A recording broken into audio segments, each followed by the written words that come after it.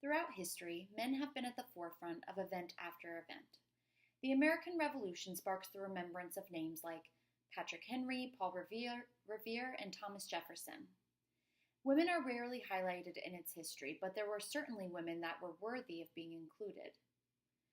Women are best known throughout the history of the American Revolution as being homemakers, taking care of the children, and supporting their husbands. These were noble roles, although they do not typically result in much acclaim. There were women that took on more prominent roles like nurses or even soldiers.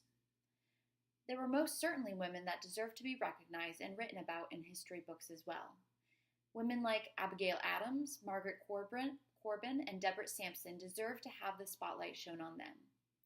Women have been largely left out of the history of the American Revolution, but their lives and their efforts left a lasting impact on those who experienced the revolution.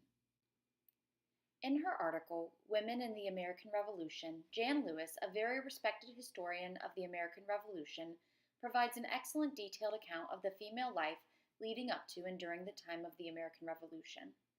Her work includes descriptions of house roles, education and literacy, childcare and household duties, and other regular contributions. Understanding the average role that a woman played during the time of the Revolution is essential in understanding the significance of their work, as well as that of the women who went beyond those roles. Her focus on the roles in society especially demonstrates the exceptional courage of the women that broke out of the mold of the normal life that each one knew and was expected to carry out. Once married, a woman was expected to bear children and run the household. Although some became shopkeepers or innkeepers, very few ventured outside the norm. As the Revolutionary War was underway, the role of women began changing quickly in colonial America. Linda Grant DePaul, a professor of history at George Washington University, examines the various roles of women during the time of the American Revolution in her article, Roles of Women in the American Revolution and Civil War. In her article, DePaul examines and then classifies each type of role, including the most common ones, which were victims of the war, women that faced hardships, destruction, or even abuse as a result of the lack of male presence. There were cheerleaders of the husbands, women that enthusiastically encouraged their men into war. There were the providers, women that gave logistical support to armies, such as manufacturing gunpowder and providing clothing. Beyond the typical roles of this time, she also examines defenders within warfare, the camp followers, which were women that followed armies and sold goods and services along the way, nurses for the armies, and then what she classifies as warriors, women who fought. Besides just examining these women and their roles, she notes that women have been marginalized in major parts of history and gone long ignored. She uses her writings to pay tribute to the women of the American Revolution and the significant lives that they led. One of the more well-known women of the American Revolution was Abigail Adams.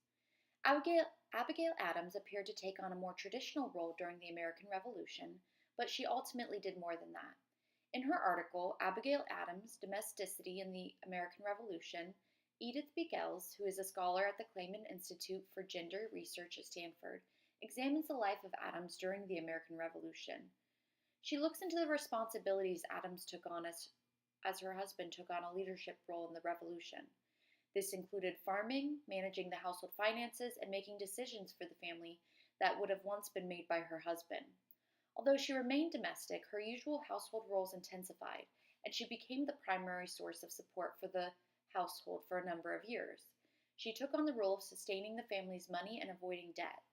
Adams' life provides an excellent example of the challenges many women face whose husbands had major roles in the American Revolution. Some women did not see their husbands for months or even years at a time. It not only took a physical toll, but the emotional toll was great as well. The Massachusetts Historical Society provides a number of letters from Abigail Adams. In letters to husband John Adams, Abigail Adams gives insight into the minds of women during the American Revolution. In one letter, Adams asks her husband to remember the ladies as he is creating new laws and establishing a new government in the coming future. Her letter is not only an example of a woman describing the challenges she faces on the home front, but it also shows the deeper thoughts and concerns she has as her husband is away. She expresses her hopes for independence and reminds her husband that all men would be tyrants if they could. It is clear she shows a great understanding of the events surrounding the American Revolution and the concerns that all the colonists face. This letter provides an example of the sincere anxiousness that women faced as a result of the Revolution, as well as demonstrates the clear knowledge that they had about what was going on and what their husbands were part of. Women understood the high stakes of what they and their husbands were doing and were aware of the consequences of it. With Adams being the wife of a major historical figure, there is much more known about her specifically, but she represents thousands of women. Another significant woman was Deborah Sampson. In his work, The Female Review, or Memoirs of an American Young Lady, Herman Mann brings to light the life of Deborah Sampson, a woman who pretended to be a man and joined the army in Middleborough, Massachusetts, fighting during the American Revolution. Sampson fought alongside men for over a year, joining in on a cause that she was never meant to directly participate in or be part of. Deborah Sampson is an excellent example of a woman that took on a much larger role during the American Revolution and became directly involved as many men did.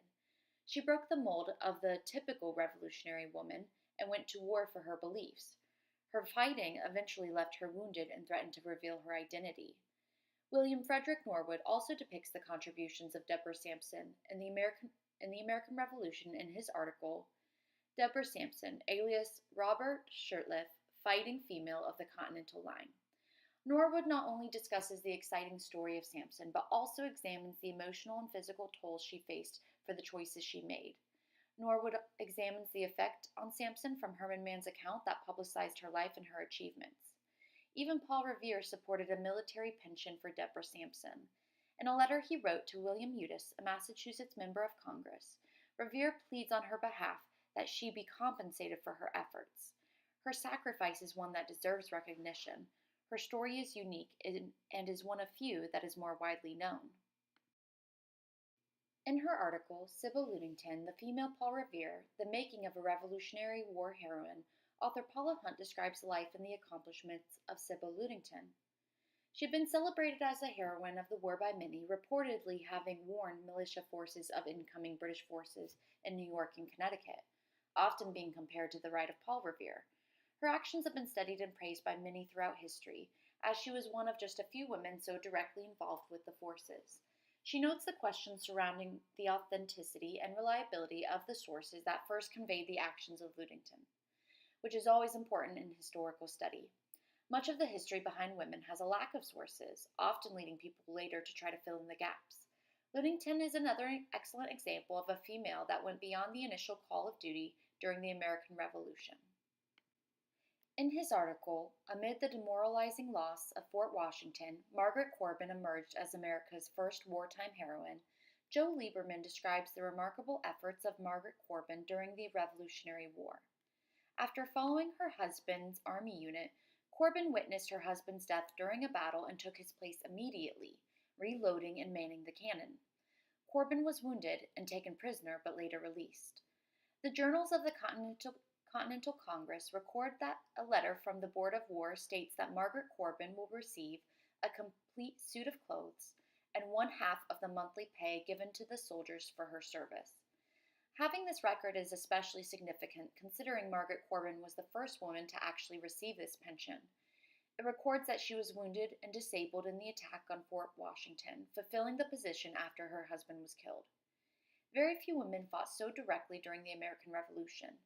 Records of those women showing their efforts is even more difficult to find.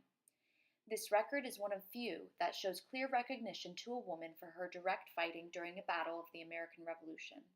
Therefore, Margaret Corbin has become one of only a few women that are more well known for their roles in the American Revolution. As Jerry Bell and Tracy Crow note in their book, It's My Country Too, it's impossible to know exactly how many women may have served in the Continental Army. Some historians estimate as many as 20,000 may have served in support roles. Possibly over 100 may have actually fought in uniform. Washington called women working with the Army women of the Army. Whether nursing men to health, carrying water to cool artillery pieces, or firing a cannon, women sacrificed for the cause of the American Revolution. Esther Reed, wife of Joseph Reed, governor in Pennsylvania, took on another course of action. She spearheaded a fundraising campaign with other women that raised thousands of dollars for the Continental Army. She is widely accepted as the author of The Sentiments of an American Woman, which was published to promote and explain the women's campaign during the war. In this publication, she urges women to send offerings to the Army. She promotes patriotism among women and justifies the cause. In her writings, Reed states, "On the commencement of actual war, the women of America manifested a firm resolution to contribute as much as could depend on them to the deliverance of their country. Animated by the purest patriotism, they are sensible of sorrow at this day in not offering more than barren wishes for the success of so glorious a revolution. They aspire to render themselves more really useful, and this sentiment is universal from the north to the south of the 13 United States.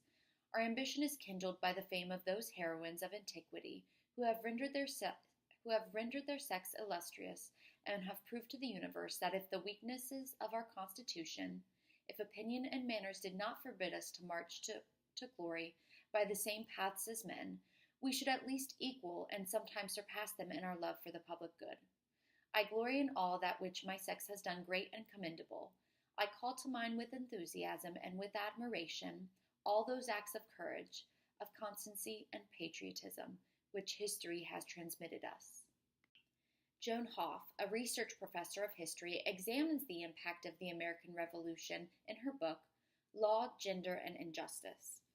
Hoff examines the effects that the patriot cause had on women, including the changes to their status.